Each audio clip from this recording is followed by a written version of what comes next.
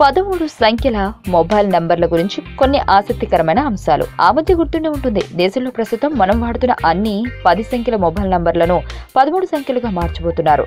ఈ phone number కూడా మారిపోతుంది అనే పుకార్లు విపరీతంగా పుట్టుకొచ్చాయి. తాజాగా డిపార్ట్మెంట్ ఆఫ్ టెలికాం 13 సంఖ్యల మొబైల్ నంబర్లను టెస్టింగ్ కోసం బిఎస్ఎన్ఎల్, ఎయిర్టెల్, రిలయన్స్ జియో, ఐడియా, వోడాఫోన్ వంటి సంస్థలకు కేటాయించడం జరిగింది. ఒక్కో లైసెన్స్ సర్వీసు ఏరియాకి గాను ఒక్కో ఆపరేటర్ కి 1 కోటి వరకు నెంబర్లను డాట్ టెస్టింగ్ కోసం కేటాయించడం జరిగింది.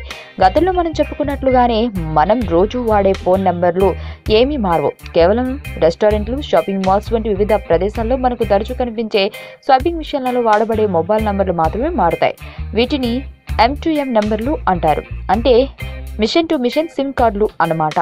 అంటే మనలాగే ఇద్దరు మనుషులు మామూలుగా సంభాషించుకోవడానికి ఉపయోగపడేవి కాదు, బిల్లింగ్, ఆథరైజేషన్ వంటి అవసరాలకు ఉపయోగించబడేవి. మొబైల్ నెట్వర్క్ల అవసరం ఉన్న చిన్న చిన్న గ్యాజెట్ల నుండి పెద్ద పెద్ద మిషన్ల వరకు వీటిలో ఉంటాయి. జూలై 1, 2018 నుండి కొత్తగా తీయబోయే M2M మొబైల్ కనెక్షన్లు అన్ని 13 సంఖ్యల నంబర్లతోనే కేటాయింపబడతాయి.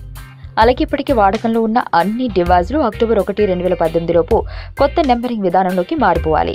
ఇకపోతే డిసెంబర్ 31, 2018 నుండి పూర్తిగా పాత 10 సంఖ్యల నెంబరింగ్ విధానం నిలిపివేయబడుతుంది. ఈ 13 సంఖ్యల మొబైల్ నంబర్లు అందుబాటులోకి వచ్చిన తర్వాత ప్రపంచంలోనే అత్యంత పొడవైన మొబైల్ నంబర్లు కలిగిన దేశంగా ఇండియా నిలుస్తుంది. ఇప్పటి వరకు చైనాలో గరిష్టంగా 13 సంఖ్యల నెంబర్లు అమల్లో ఉన్నాయి. ఈ వీడియో మీకు నచ్చినట్లయితే లైక్ చేయండి, షేర్ చేయండి. మరిన్ని అప్డేట్స్ కోసం మా ఛానల్ ని సబ్స్క్రైబ్ చేయండి.